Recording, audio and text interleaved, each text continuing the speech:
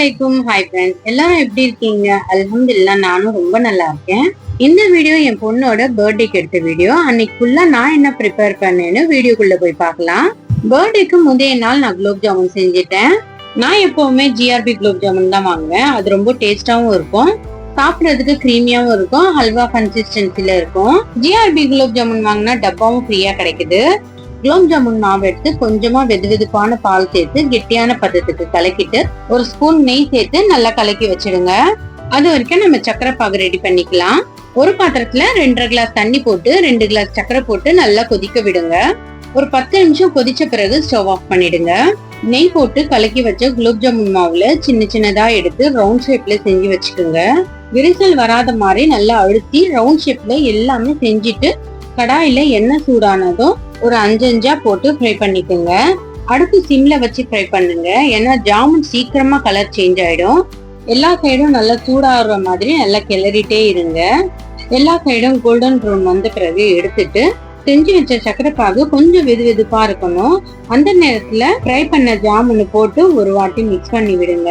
ஒரு வாட்டி மிக்ஸ் பண்ணி மூடிட்டோம்னா மறுநாள் தான் எடுக்கணும். அந்த மாதிரி நடுவுல எடுத்தோம்னா ஜாமுன் உடைஞ்சிடும். காலையில பிரியாணி செய்யறதுக்கு வெங்காயம் எல்லாம் நைட்டே உரிச்சு வச்சுட்டேன், காலையில கட் பண்ணிக்கலாம்னு. இது மறுநாள் எடுத்த வீடியோ. என் பொண்ணு காலையிலேயே வெங்காயம் கட் பண்ணி கொடுத்துட்டா.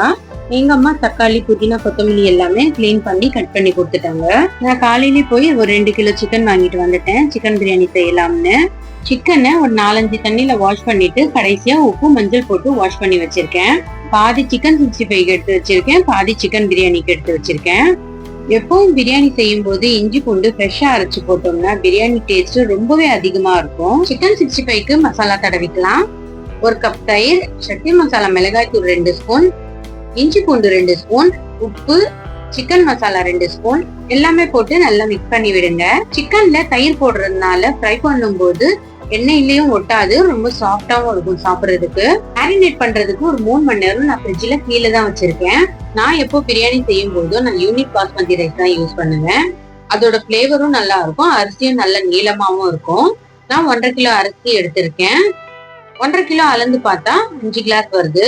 நம்ம எந்த கிளாஸ்ல இருந்து அளக்குறோமோ அதே கிளாஸ்ல இருந்து அளந்து பார்த்து நம்ம தண்ணி போடணும்.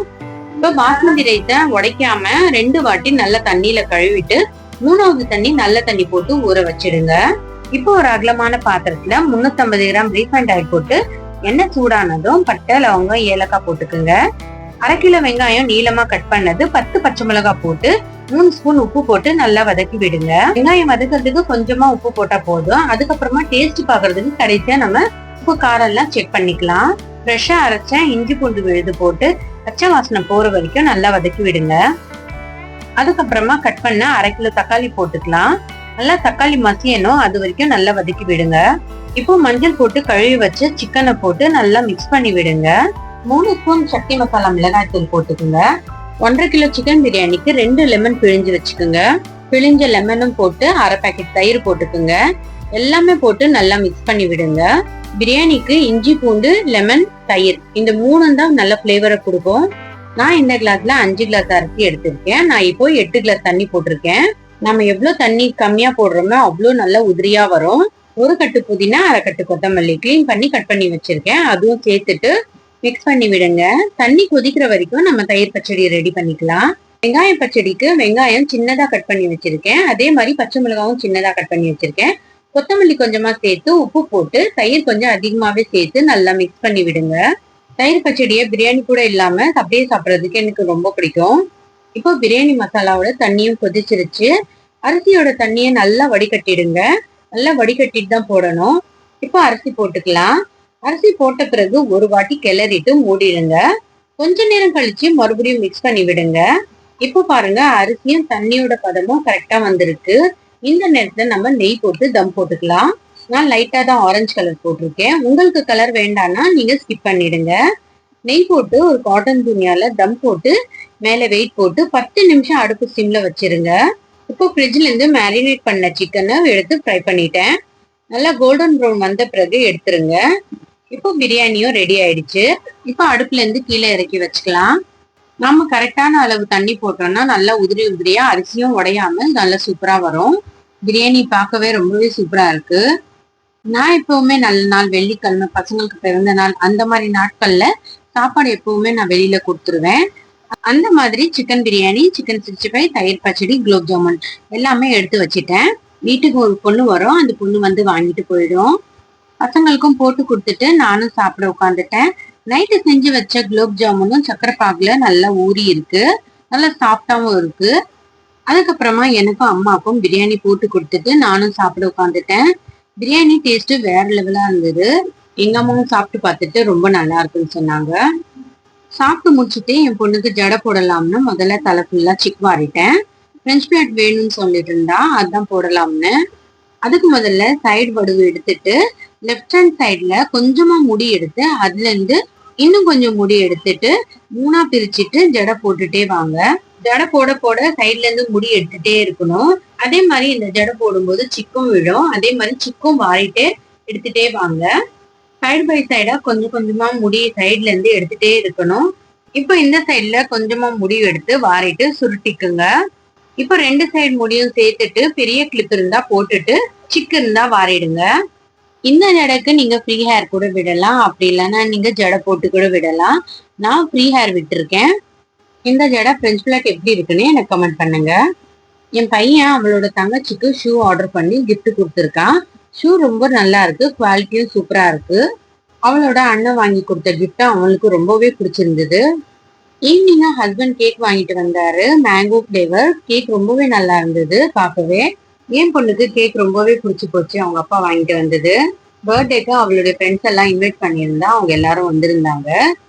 அவங்களோட சேர்ந்து கேக் வெட்டி அவங்க டேடிக்கும் ஊட்டி விட்டுட்டு எனக்கும் எங்க அம்மாவுக்கும் சேர்த்தும் ஊட்டி விட்டுட்டு நானும் எல்லாருக்கும் கேக் வெட்டி கொடுத்துட்டு நானும் சாப்பிட்டேன். கேக்கோட ஃபிளேவர் நல்லா இருந்தது.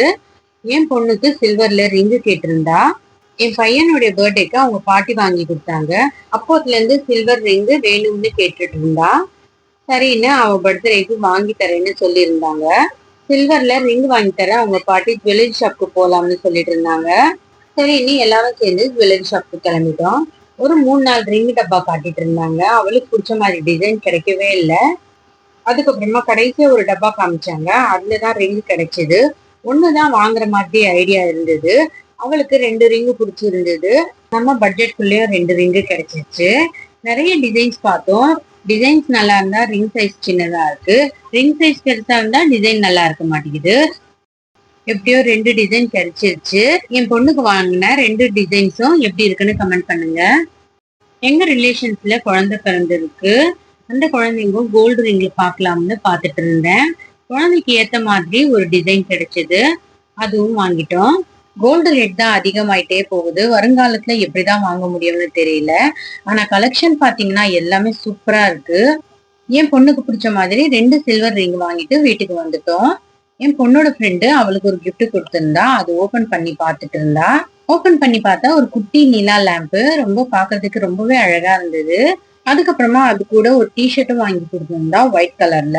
இதுவும் ரொம்ப சூப்பரா இருந்தது. என் பொண்ணுக்கு 2 கிஃப்டும் ரொம்ப பிடிச்சிருந்தது. அவ்வளவுதான், இன்னைக்கு என் பொண்ணோட பர்த்டே ரொம்பவே சூப்பரா போச்சு. இந்த வீடியோ உங்களுக்கு பிடிச்சிருந்துச்சுன்னா லைக் பண்ணுங்க, கமெண்ட் பண்ணுங்க, ஷேர் பண்ணுங்க. மறக்காம சப்ஸ்கிரைப் பண்ணிடுங்க. பக்கத்துல இருக்கிற பெல் பட்டனையும் பிரஸ் பண்ணிடுங்க. அப்போதான் நான் போடுற வீடியோ எல்லாமே உங்களுக்கு நோட்டிபிகேஷன்ல வரும். Bye friends.